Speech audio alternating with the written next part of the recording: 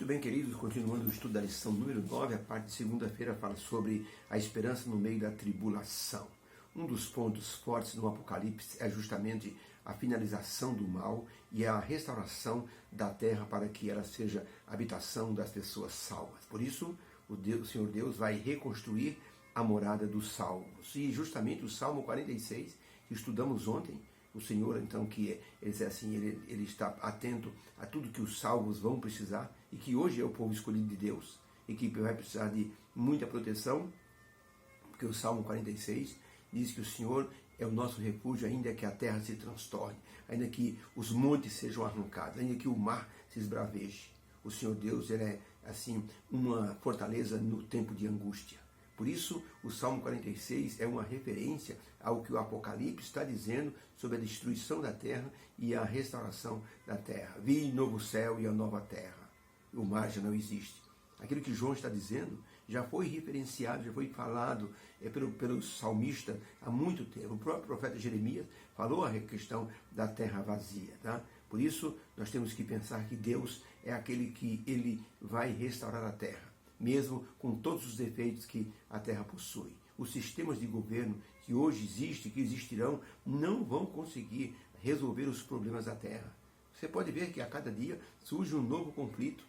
As nações brigam entre si, porque uma quer dominar a outra, o poder econômico tem que ser grande. Então, eles falam sobre o PIB, a quantidade de faturamento que houve, o lucro que os países tiveram em bilhões e bilhões de dólares, os investimentos que estão fazendo.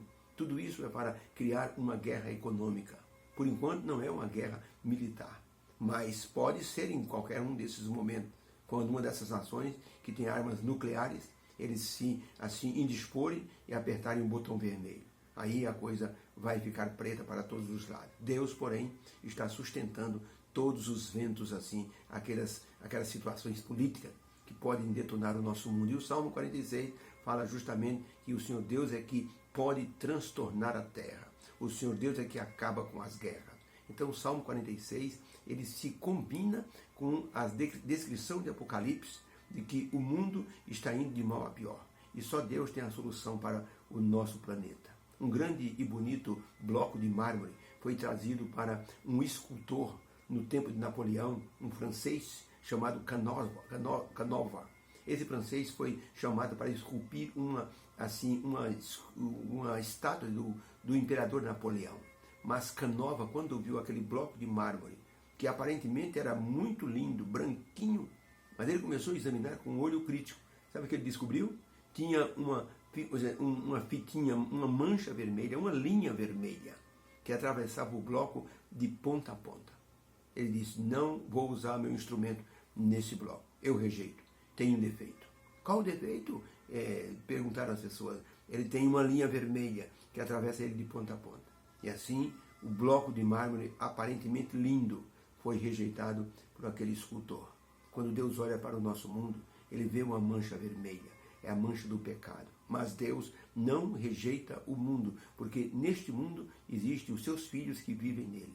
Deus vai restaurar este mundo para que os salvos possam nele habitar. Pergunta número 2. Como o profeta Jeremias fala sobre a condição do mundo antes dele ser implantado por Deus, um novo céu e uma nova terra? O profeta Jeremias teve uma visão. Ele viu que antes de Deus recriar a terra, eis que faço novo céu e nova terra. Antes disso acontecer, o profeta Jeremias teve uma visão de como o mundo estará. Perceba a descrição que Jeremias faz do mundo, a situação caótica. Jeremias 4, 23 a 26. Diz assim o profeta Jeremias: observei a terra, e eis que era sem forma e vazia. Também os céus não tinham a sua luz. Observei os montes, e eis que estavam tremendo, e todos os outeiros estremeciam. Observei, e eis que não havia homem algum, e todas as aves do céu haviam fugido. Vi também que a terra fértil era um deserto, e todas as suas cidades estavam derrubadas diante do Senhor, diante do furor da sua ira. Olha agora o texto de Apocalipse 21, verso 1. E vi um novo céu e uma nova terra, porque já o primeiro céu e a primeira terra passaram e o mar já não existe. Então a pergunta é: qual a visão que Jeremias teve do nosso mundo antes de ser implantado um novo céu e uma nova terra? A resposta é: o mundo estará sem forma e vazia, como esteve antes da criação. Estará destruído e seus habitantes, assim, humanos e habitantes não humanos, estarão destroçados e mortos. Só haverá um deserto, uma solidão. Tanto Jeremias como o profeta Daniel mostraram uma sequência de acontecimentos que deixarão a terra desolada. A sucessão de reinos e governos que hoje tentam mostrar que podem melhorar a terra, não funcionará, porque o egoísmo humano ainda é muito grande. E esses governos vão tornar a terra inabitável, vão tornar a terra uma desolação. Por isso que o Salmo 46 diz que o Senhor é que acaba com as guerras em toda a terra, porque o ser humano ele guerreia de um lado para outro. Um dia perguntaram ao grande Albert Einstein qual seriam as armas usadas na Terceira Guerra Mundial. Ele disse que vai ser usada o pau e a pedra, porque não vai sobrar nada quando as pessoas começarem a guerrear de uma forma destrutiva. Veja, Jeremias e o profeta Daniel, eles disseram que a terra ela vai ter o domínio divino, porque o domínio humano não vai servir mais. Tanto o profeta Daniel chegou a dizer que os reinos da estátua de Nabucodonosor tinham metais diferentes e decrescentes. Começou pelo ouro, desceu para a prata, desceu para o bronze, desceu para o ferro e finalmente ferro misturado com barro. E o profeta disse: nos dias desse reino, nos pés da estátua, uma pedra será lançada. É o reino de Deus, que vai intervir nos governos deste mundo. Ellen White escreveu no livro O Grande Conflito, página 651, a seguinte declaração: a terra inteira se parecerá como um deserto assolado.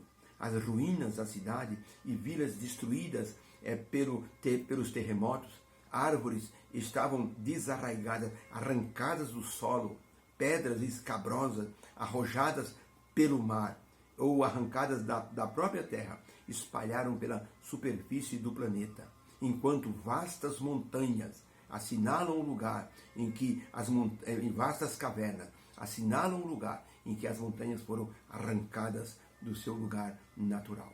Então é uma visão de destruição e desolação total. Por isso Deus vai ter que recriar a terra. Há a história de um homem que parou no acostamento de uma rodovia e o carro ficou parado. Ele abriu o capô e o carro não funcionava. De repente, atrás dele parou uma limusine, aqueles carros comprido, bonito. Desceu um homem bem vestido, com jeito de milionário. O terno dele parecia realmente de um homem milionário. Chegou para o homem que estava com o carro quebrado e disse: com licença, o senhor precisa de ajuda? Ele disse: meu carro parou de funcionar, eu preciso de ajuda, mas um mecânico seria o ideal. Quando viu aquele homem todo bem vestido, pensou: esse homem não é um mecânico. Então o homem bem vestido disse: o senhor pode me acompanhar, por gentileza, até o capô? E então até o motor do carro.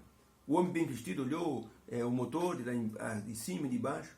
Ele foi lá embaixo, conectou um fio e foi ali de um lado, pegou uma chave, fez um aperto e disse para o homem: pode ligar o carro. O homem bateu a chave e o carro pegou. Ele disse: que é isso? O senhor descobriu o defeito? Mas como o senhor pode? O senhor é mecânico? Ele disse: não, filho, eu não sou mecânico. Eu sou o fabricante, o criador desse carro. Meu nome é Henry Ford. Eu criei esse carro e eu sei como consertá-lo. O homem foi embora feliz da vida, porque o próprio criador do carro havia parado para ajudá-lo.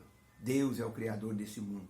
Só Ele sabe como restaurar, como consertar as situações desse mundo. E uma das situações que Ele vai fazer para recriar esse mundo é que Ele vai pegar o mundo destruído e vai recriar para a glória dEle, para a habitação dos salvos num tempo muito breve. Vamos então nos preparar, porque o nosso Deus, como diz o Salmo 46, Ele é o socorro bem presente na tribulação e na angústia. Só Ele é capaz de governar de maneira plena, saudável e que leve as pessoas para um tempo de felicidade total. Que o Senhor nos abençoe. Que a mensagem do Apocalipse, do Salmo 46, possa estar em nosso coração como sendo uma mensagem de esperança. Que o Senhor te abençoe. Fica com Deus e tenha uma boa semana.